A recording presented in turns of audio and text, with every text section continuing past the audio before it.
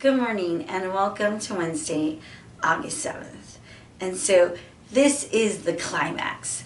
This is the whole thing that we've been waiting for during all this going through Exodus and this whole story. Finally, God is going to deliver his people and it's going to be miraculous.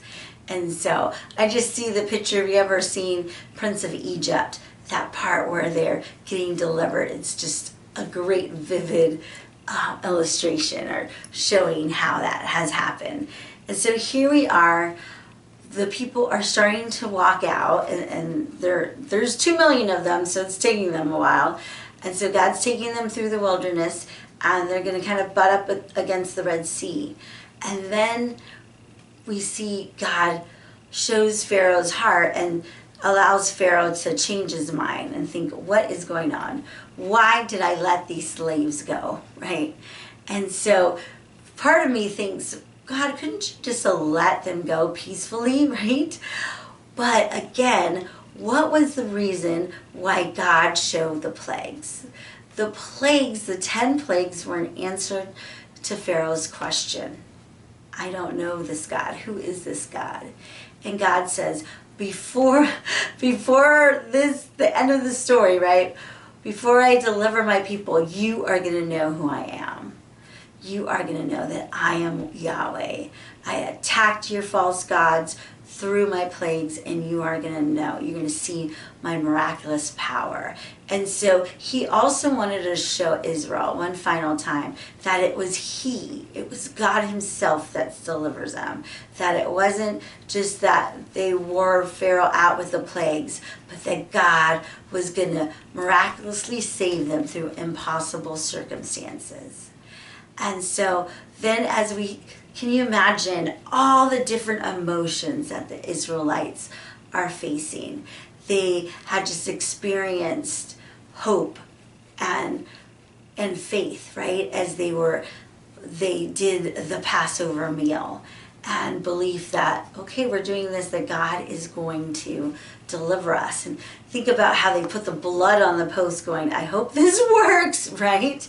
And then the relief that God saved them from death of their firstborn.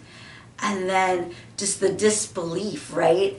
And utter, bewilderment, I would see, as they're leaving, and the Egyptians are like, here's some more presents, here's some more gold, right?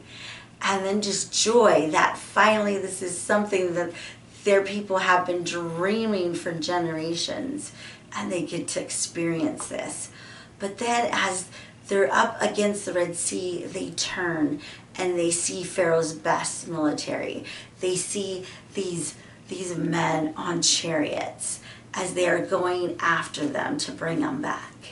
And you think of that fear, and they say to Moses, why did we do this? We should have just died. It would have been better if we just died in Egypt. It would have been better to just be slaves instead of dying here.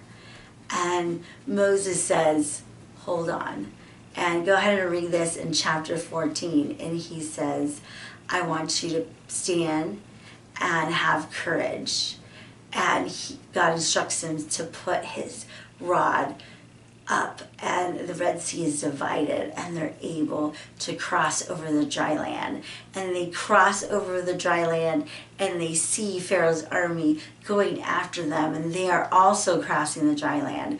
And as soon as that last person, that last Israelite, that last foot, that last Israelite animal that crosses that sea, God returns the sea, and the chariots that are chasing after them are drowned. And you think about the joy of seeing God delivered us. And that's what God wanted to do. He wanted to deliver them through impossible circumstances so that they could know and that they could tell their children and their children that it was God who delivered us from Egypt.